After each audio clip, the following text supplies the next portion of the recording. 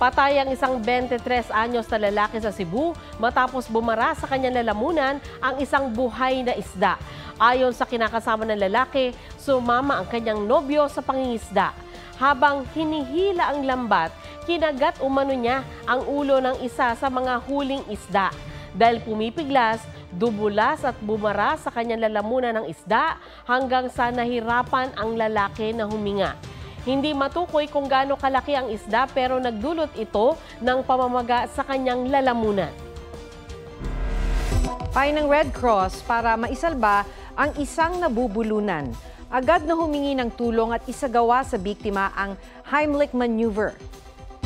Gumawa ng kamao, yan. Tapos iposisyon ang kamao yan sa dalawang daliri sa taas ng pusod. Doon ilalagay yung closed na kamao. Yan. So nakayakap tayo ngayon sa biktima.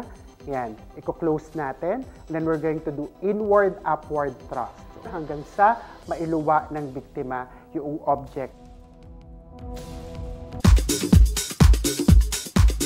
Papa, yung mga bote ni Dylan hindi mo pa nahuhugas. Tanggal angas ni Yuta Saito, TikTokeres Dennis Trillo nang ipinakita ng wife niyang si Jeneline Mercado na siya ang true boss. Yan ang entry nila sa isang TikTok trend. Ang behind the scenes ibinahagi nila kasunod ng pag-viral ng video ni Dennis. I cannot tell you how special tonight is, and I'm so thankful you're here. Salamat po!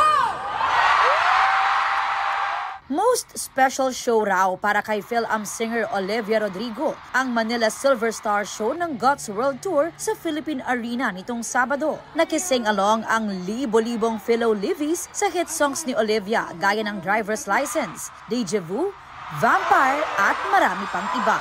I learned how to say, proud Pinoy ako. After a successful comeback concert in Korea ng K-pop girl group na 2NE1, it's gotta be you, Philo Blackjacks, dahil next month na ang Manila leg ng Welcome Back Asia Tour ng grupo. Aubrey Carampel nagbabalita para sa GMA Integrated News. Huwag magpahuli sa mga balitang dapat ninyong malaman. Mag-subscribe sa GMA Integrated News sa YouTube. Sa mga kapuso abroad, subaybayan nyo kami sa GMA Pinoy TV at sa www.gmanews.tv.